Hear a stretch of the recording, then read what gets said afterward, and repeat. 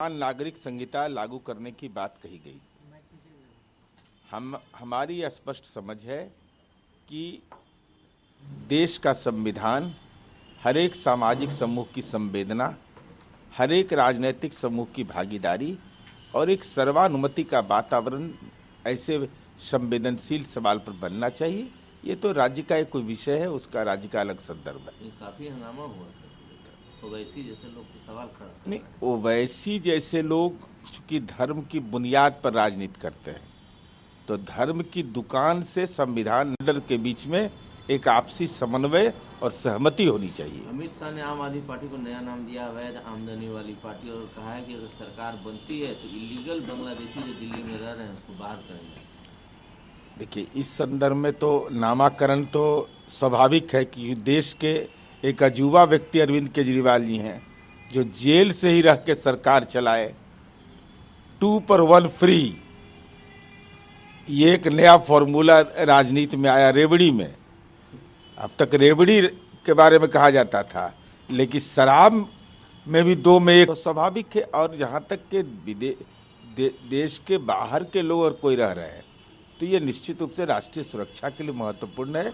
और ये जो विहित प्रावधान है उसके तहत इस पर विचारार्थ आवश्यक है। ये जो शिवराज सिंह चौहान कहते हैं कि 8 फरवरी को दिल्ली आम केजरीवाल से मुक्त हो जाएगी। अब देखिए, जनता का जनादेश, हमारी उम्मीद इसलिए बरकरार है कि अरविंद केजरीवाल जी ने जो वायदे किए थे, चाहे वो मोहल्ला क्लिनिक के रूप में हो, विद्यालय के रूप में हो, ये तमाम चीज़ों का बाद में जब राजनीतिक पोस्टमार्टम हुआ तो कलई इसकी खुल गई।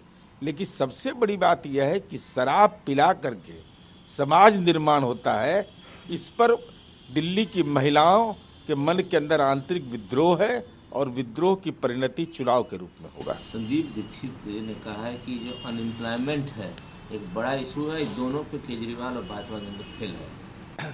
अब अरविंद केजरीवाल जी पर सवाल अगर संदीप दीक्षित जी सवाल उठा रहे हैं तो उनका तो पारिवारिक राजनीतिक मामला है। एक ही कुनबे के लोग हैं, एक ही उद्देश्य है, लेकिन एम्प्लॉयमेंट के नाम पर राजनीति की दुकान तो सज सकती है, लेकिन एम्प्लॉयमेंट के नाम पर इंडी ब्लॉक में नौकरी के बदले जमीन लेने की भी परंपरा रही है। जरा सा इस पर भी नजरिया साफ करना चाहिए। वेस्ट बंगाल के एक मंत्री हैं फिरहद हकीम ने कहा है कि जो आरजी कर हॉस्पिटल में जो घटना घटी, जो जिस लड़की के साथ ऐसा हुआ, उसके फादर ममता बनर्जी पर अटैक करके इसको पॉलिटिकलाइज कर रहे हैं मामले को। देखिए, कोलकाता में जो दुखद घटना हुई उस पर जो राजनीतिक संदर्भ माननीय ममता बनर्जी जी ने उठाया, वह चिंता की बात है कि राज्य का मुख्यमंत्री महिला के सवाल पर इतना संवेदनहीन हो और ऐसे सवाल पर सियासत आप उस परिजन पर तय कर रहे हैं, तो दुर्भाग्यजनक पक्ष है कि जिसके परिवार के साथ ये पीड़ा गुजरती है उसको एहसास होता हो। आप तो राजनीतिक रूप से अपने आप को सबल मान करके एक अबला के परिवार पर राजनीतिक हमला कर रहे हैं।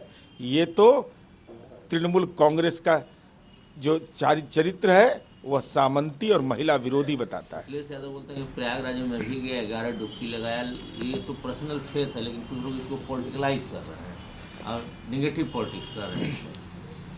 भाई, गंगा में स्नान कर रहे हैं, संगम में स्नान कर रहे हैं, तो ये आपका निजी मसला जरूर है, लेकिन राजनीति से जुड़े हुए जो लोग हैं, अगर डुबकी लगाइएगा तो अखिलेश यादव का केवल नाम नहीं आएगा, समाजवादी पार्टी का भी नाम आएगा।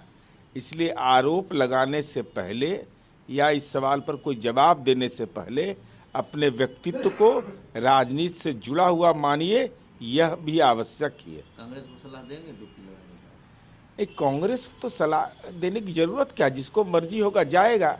अगर कांग्रेस पार्टी को लगता है कि 140-44 साल के बाद ये मौका मिला है और इस देश की परंपरा, इस देश की संस्कृति का राजनीतिकरण नहीं बल्कि इस पर बुनियादी आस्था का सवाल है, कोई जाए, क्या दिक्कत है।